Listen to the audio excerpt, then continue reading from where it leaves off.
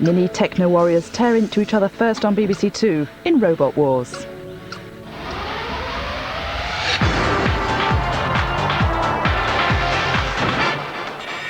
Last week, Bodyhammer fought his way into our grand final to face previous victors, Roadblock from Show 1, Recyclops from Show 2, Robot the Bruce from Show 3, and Cunning Plan, who will join them in the race to become the first British Robot Wars champion.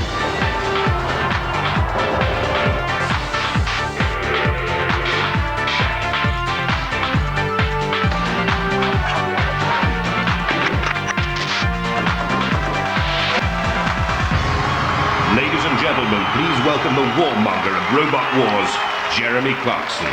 Throughout history, warmongers have promised that their conflict would be the mother of all battles. But tonight, we're going to show them how a proper war should be fought.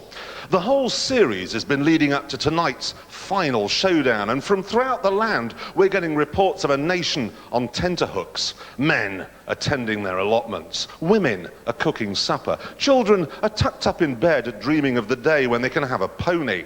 But here in the East End of London, we have 6 more robots revved up and ready to fight it out for that last place in the final showdown, a battle that will be held at the end of tonight's programme. Before we fire up the flamethrowers and charge up the chainsaws in this half-hour homage to Greenpeace, let's meet them. First, from Oxford, Scarab. A durable-looking robot weighing in at 86.3 kilograms, Scarab utilises 2 suspension springs salvaged from a 1923 vintage car. From Mitcham, the Blob. Covered in graffiti, but determined to make a clean name for itself and a clear run at speeds of up to 15 miles an hour, but in practice it's been a lot slower and more ponderous than that. From King Edward VI Grammar School, Tracy. Might have a girl's name, but nothing ladylike about our Tracy, made of welded steel with deadly spikes and a very low centre of gravity, only 20 centimetres high. From Enfield, Elvis. Yes, the king is alive and protected by a pneumatic expanding rivet ram at the front and a body shell which gyrates just like Elvis the Pelvis. From Sutton, Prince of Darkness. This homemade robot weighs in at 27.2 kilograms and runs off 2 14.4 volt drill motors. Not the most aesthetically pleasing robot, but certainly powerful. From Maidenhead, Eubank the Mouse. Driven by 2 12-volt wheelchair motors, this nippy rodent travels at 15 miles an hour and threatens all opponents with a mean right hook, left cross combination. Those the final 6 contenders to show their mettle in Robot Wars. Back to you, Jeremy. Right, now you've met the metal, it's time to test the testosterone with our first event. Please welcome defending the gauntlet tonight, our house robots, the matriarch, Matilda. There's Dead Metal with those rather painful pincers at the front, and Sergeant Bash. As ever, our robots have to avoid these and the traps and obstacles that are set in their way to astonish, flummox, and downright incapacitate them. You know, in the olden days, a gauntlet was a type of glove. Right, Roboteers, I challenge you, be more interesting than that. Robot ears, stand by. Ooh, driver Phil Patching with the Blob looks nervous. His engineers Gareth Monday and Simon Carroll. 3, 2, 1, activate. Driven by that 12-volt electric battery, can be run at 24 volts. Will lead to overheating though, and certainly the Sergeant can with his flamethrower. And Dead Metal closes, and here comes Matilda round the back to join in the fun. Driving Blob again towards the ramp this time. Matilda's tusks are grisly. In goes Dead Metal. The Blob, it's built for the heavyweight division, it's a heavy robot, and it's going to crash and bash, and we're going to crash and bash with this. Are you sure? A lot of crashing, a lot of bashing, and the Blob isn't doing any of it. Matilda certainly is. Driver Phil told us one of the things we had to look out for here was grotesque ugliness.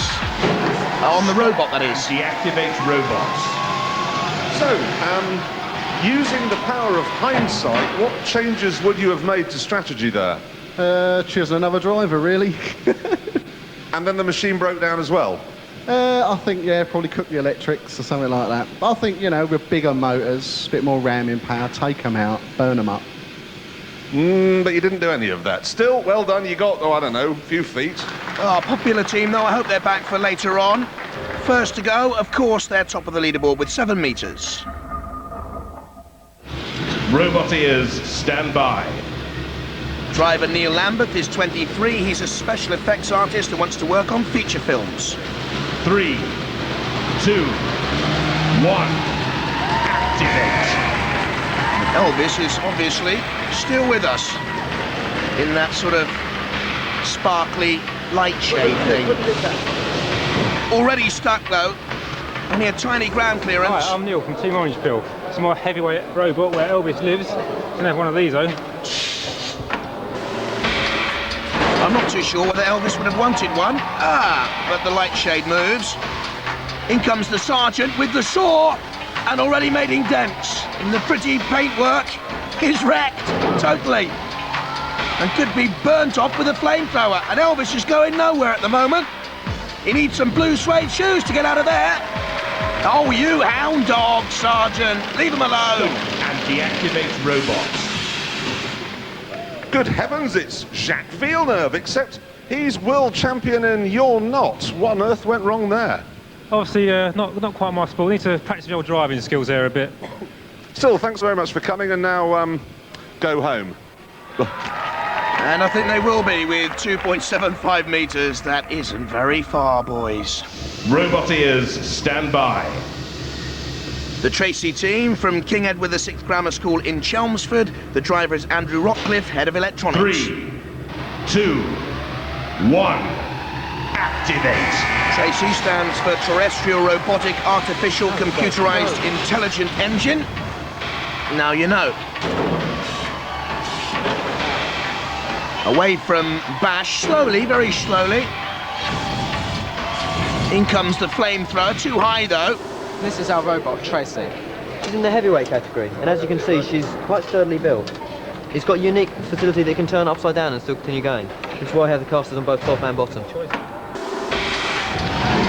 Got the spikes as the weapon too. There's the sergeant's saw and flamethrower. You can flip it over. It'll move on both sides, but not very far. Stop and deactivate robots. So, did you imagine it was going to be like that then? No. And what was different about it? It was hard, it was very difficult. Oh dear, should have called it Sharon. Would have been better, right, well there we are. Well done anyway, you got about halfway. Just over in fact, and that pleases the supporters of the Tracy team because they're top of the leaderboard with 8.7 metres. Robot ears, stand by. Steve Dove, a 40-year-old manufacturing supervisor, is the driver of the Mouse. 3, 2, 1, activate. And out of the mouse hole he comes, past our own kitty cats. There's the sergeant and Dead Metal. And up against their power, 2 boxing gloves and a deadly right hook and left cross, says Steve. Very nippy though. A 0 turning circle. Low ground clearance, nothing's going to get underneath that. Away from the spikes, away from Dead Metal, top of your picture, and Matilda. Oh, tremendous stuff, and it's through! I've got to say, ordinarily, I don't like to see my pets being beaten, but that was great. Yeah, brilliant, absolutely brilliant. Did you really expect to be able to beat them? No, I was hoping to get about halfway and then I thought they'd just get me. That was just great. Marvellous Mouse. Well done. Terrific robot, great entertainment, and the Mouse top of the leaderboard, the only one through to complete. Robot ears, stand by. The ISIS team members in your picture there, Jonathan Attias and Chris Crosskey. 3, 2, 1, activate. Scarab, named after an ancient Egyptian beetle. Looks more like a birthday cake on wheels. But beyond Sergeant Bash's flamethrower, very slowly, very securely, very powerful actually, with the 2 wheelchair motors. And that big weapon on top, a steel bar.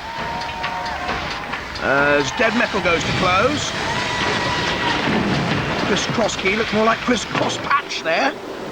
We're Team ISIS from Oxford. This is our robot Scarab. It's driven by 2 wheelchair motors, and the main feature of it is this hammer, which is sprung-loaded, and we rewind it using a car starter motor. Well, they may well be slow, but they've already beaten the 2.75 metres. They've done enough to qualify, and I think they've gone all the way. They have. You made it. That's a very plodding robot you've got there. It's got a bit of power in it, but Bit of power, but not much speed. that's about as fast as we can get it to go, I'm afraid. What's it like when you're being attacked by those things? I wasn't really paying much attention to them, actually. Just trying to force my way through. Right, deduct points for smugness. Well done, though. That was a good, steady performance. Jonathan and Chris have done enough with the Scarab team in second place, and they're safely through. Roboteers, stand by. Prince of Darkness, driven by 16-year-old John Scott, the team all teenagers at the Green Shore School in Sutton. This is the Prince of Darkness. We built this in under 5 hours. It's powered by 2 powerful motors who will actually pull a motor car. 3, 2, 1. Activate. Those 2 motors come from Domestic Power Tools. It looks like one of those old sort of go-karts you made, though, when you're about 7. 2 boxes and 2 old rubber wheels at the back. The flame torch will destroy them, or the steam jet. No! The Prince of Darkness is going all the way! Look at that! Oh, until Matilda came across, but did it cross the line first?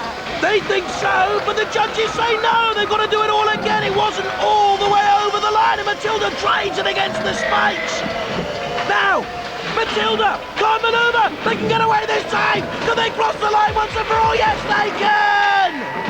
That is the worst robot I've ever seen in my life, and it crossed the line twice.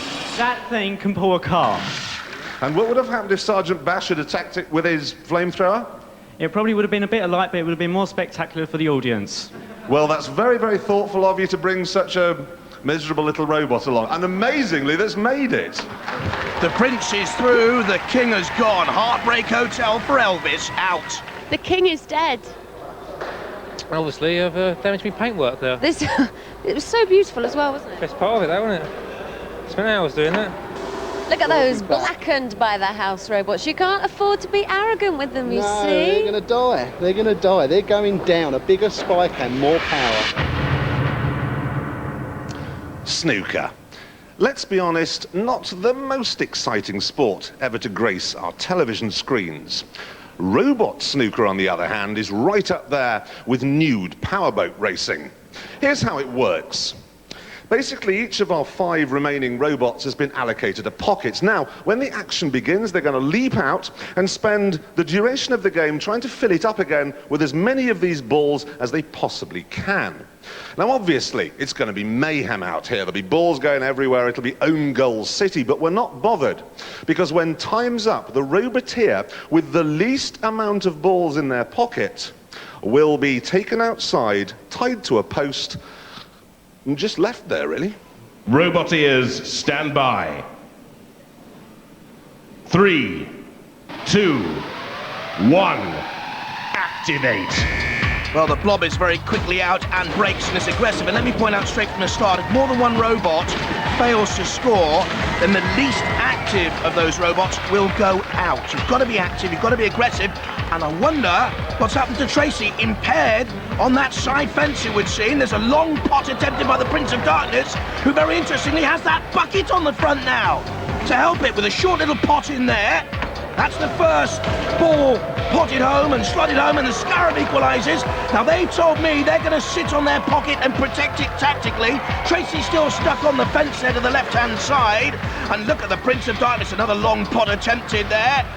Comes home just to edge it in. That's 3 balls. The blob tries to get one back. Go on. Go on. Oh, so close. The blob's still working hard. You see, Tracy can't, impaired there. And I think that the mouse seems to have broken down. The Prince of Darkness, though, ready to rack and stack them in. In goes the 4th ball off the bottom of your picture there. A 5th one goes in. The Prince of Darkness is romping it. And there's a 6th for the Prince of Darkness. Cease. He's through, so too the Scarab. Now, who was the least active of the rest with no balls? Oh no, I'm being told that the Mouse has irreparably broken down and he's out. The Mouse has gone, chewed up by the kitty cats. Right, that's an impressive score. Mind you weren't really up against much, were you? No, I was quite glad actually the competition broke down because I thought I was going to be quite badly beaten up. Yeah, what happened to yours then? She's just a bitch, to be quite honest. Saying cool, it's Sharon. I want to see a respray for the next round. Sharon, right? And you're out. I'm out. Best looking one here. Well, some say. So on that, we'll move on to the next round, I guess. Oh, hard cheese. It was a bit of a tight squeak, but I'm afraid the Mouse has gone out. Anyway, Yeah. it's up to them how they run. We need the 66. Yeah.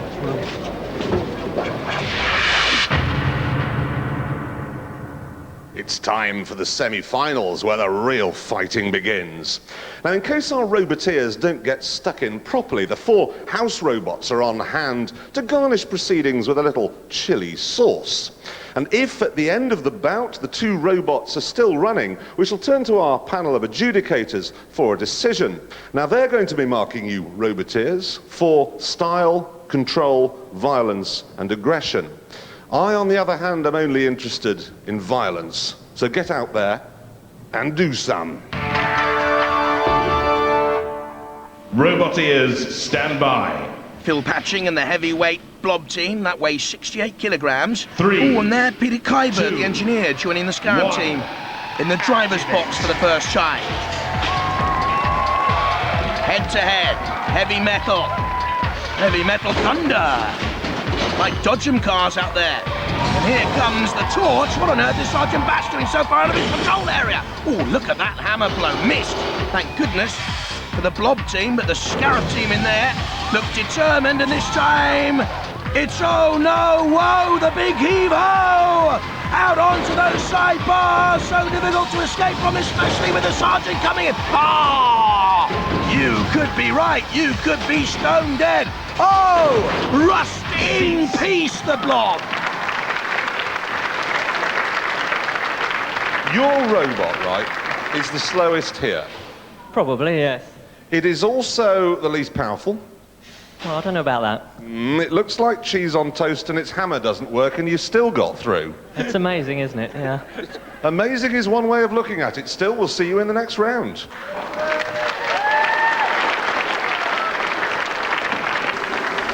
What do you call this? The Prince of Darkness. You said it was an amateur job, so now we made it professional. It's a bit tacky still. It looks fantastic. Well done, guys. Thanks very much. I'm a bit disappointed though, because we quite like that amateurish go-kart you made yourself in the garage feel to it, but that's how we'll always think of it.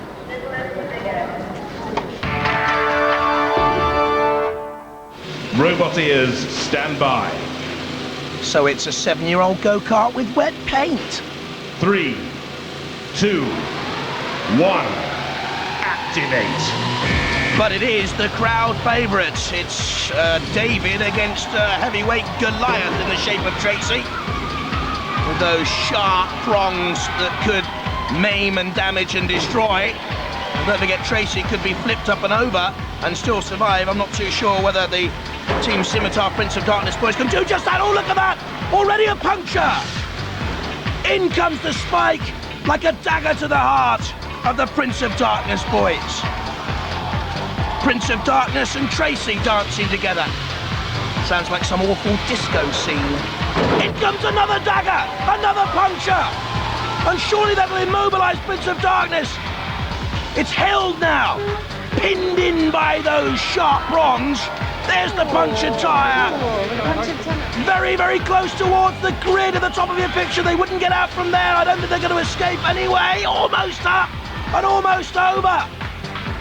The Tracy boys pinning back the Prince of Darkness team. In comes the Sergeant and Dead Metal and Matilda. They sense the kill. It's almost all over, in like vultures.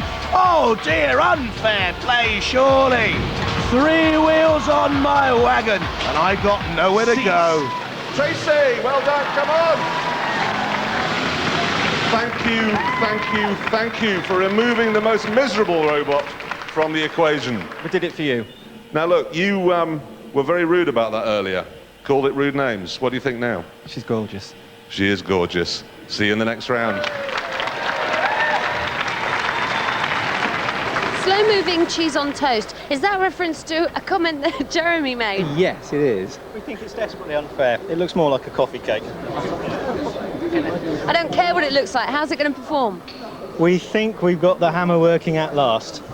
Fingers crossed. And Kilotron, in order to help us uphold the honour of the Hammerbots, because we're the last one left, has lent us their mace, because it will give us the reach to get into the centre of Tracy's electronics. You've had an awful lot of problems with Tracy all the way through. How is it looking now? Well, we're feeling confident. We've got everything sorted out, so we're looking for a good bout.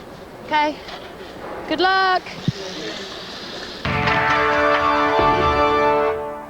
Ooh, it's all tension up here. They're fighting it out for the last place in the grand finale. You nervous? A little, yeah. You? Yeah, very nervous. Very nervous, that's very honest. Good man, we'll get down in your booths. Let's find out who it's gonna be.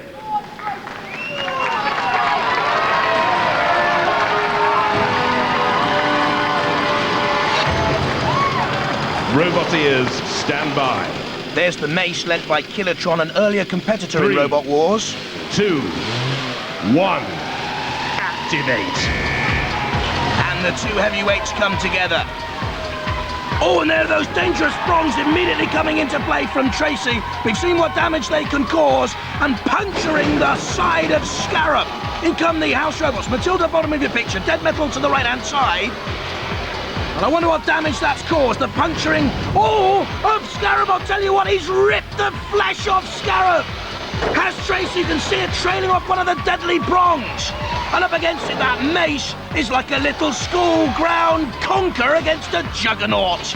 In comes Tracy once again, spinning, turning, good driving. Oh, he's out of control there again. Surely not mental enough to take on the sergeant. I don't know, though. Look at the damage caused. And certainly, Shunt seems to think twice before coming in. But Matilda takes on the Scarab with that sawtooth tail. And off comes the radio control mast. And that could leave it immobile. I think the mace is out. And meanwhile, Tracy isn't out of control. It's mad enough or vicious enough to take on Matilda's tusks. And that'll be earning points. The judges deciding on damage, aggression, control and style. And surely it'll go to points now. Surely it'll go to the judges. And Tracy now attacks the sergeant. Well, he's got some front. It's got to be a judge's decision. I mean, did you see the action in there? Well, Tracy certainly was more aggressive and caused more damage right from the start. That's where the body shell of Scarab was pierced. Scarab tries to spin and knock it away, and that's what thrust Tracy into the patrol area. And then more damage, of course, it went on the attack. Damage caused to Scarab by Matilda. Tracy taking on Matilda. Oh, bored of Scarab. He knows he's already beaten Scarab, the Tracy driver. Now what shall I do? I'll take on the toughest of the lot, the sergeant. Well, thanks for your patience, ladies and gentlemen. I'm delighted to say we now have got a result, unanimous, judged as usual on damage, aggression, style and control. And the winner, Tracy! Come on, guys. You really have got a fan club here, haven't you? Huge congratulations. Was it fun? It was awesome. That bit when you got stuck, you must have thought it was all over. I did, but one of the house robots helped us out, so that was great. They're nice guys. I've been saying all along, they're nice guys. And I love your sportsmanship. When the cheese on toast was being attacked, you were helping it out. No, we just had to have a go at those house robots. Deeply satisfying. Well, you've done it. You are through. You've earned yourself a place in the grand final. You better go get yourselves ready. Well done. Now, this is it. This is what the whole series has been leading up to. An orgy, a six-way orgy of death and destruction. And into the final from Heat 1, Roadblock diverting all opponents to take the glory road. From Heat 2, Recyclops with the extending tongue licking all opponents. From Heat 3, the brute force of Robot the Bruce. And our featherweight pretender Cunning Plan speeding to victory in Heat 4. Next, the copper-coloured Coal Scuttle working out the maze in Heat 5. And they're all joined by tonight's winner, the not-so-ladylike Tracy. 6 of them are going into the arena now for the very last time, and the excitement here in the pits is intense. We cannot wait to watch it. There'll be crowds around the monitor. We're going to enjoy this just as much as you are. Indeed we are, Philippa. The final of Robot Wars. Roboteers, stand by. There they are, the drivers of Roadblock with its scooped front, and Body Hammer, the Cold Fusion team, and Rex Garrod on the right, driver of Recyclops with the extending ton. There's Cunning Plan from the University of Reading. 3, 2, and Robot the Bruce, and 1. Tracy from tonight. Activate. And this for the title, the first ever UK Robot Wars champion. Aggressive style already, especially from Tracy spiking Recyclops, and that allows Roadblock to come in underneath. There's the extended tongue, but Recyclops can't flip Tracy over at this moment in time. Tracy comes back. There's Body Hammer in the spotlight briefly, and running away, Cunning Plan. It needs to get back into the action and be aggressive, and it is there because the judges will mark for aggression, and Tracy's up on Cunning Plan, and both of them are out, immobilised. 4 left, Body Hammer and Recyclops, and Robert the Bruce there to the left-hand side, and the dangerous Roadblock, who's persisting in this attack on Recyclops, the most dangerous attacking robot otherwise in the field, but up on its side, Recyclops. Down it comes, the tongue takes a fearful bashing. Roadblock still pressurising, and Body Hammer thrusts into Robot the Bruce. Recyclops on its side, not yet down. Robot the Bruce trying to get involved. Rex Garrod needs to get his tongue back in every sense of the word. Recyclops up the picture. There's the chain off Recyclops. And that attacking by Roadblock has paid off. Recyclops is out. They're down to 3. Body Hammer. Roadblock behind it. And there's Robot the Bruce up on its side and goes as well. And that leaves 2. The Roadblock team of students from Bodmin against the team of nuclear engineers and Body Hammer. Here's Roadblock closing in on the far more experienced engineering team, getting in underneath. It's over. It goes to the judges. And the arena on its feet, a standing ovation. Well, I think that calls for a judge's decision. And while we await it, let's have a look at some of the action from that Battle Royal. These, the 6 bidding to become the champions of the first series of Robot Wars. Recyclops, attacked by Roadblock. Roadblock in the thick of things again as Tracy takes out Cunning Plan and goes out herself. Roadblock then attacking Recyclops and Robot the Bruce. Just about anyone had a go at Recyclops, especially Roadblock.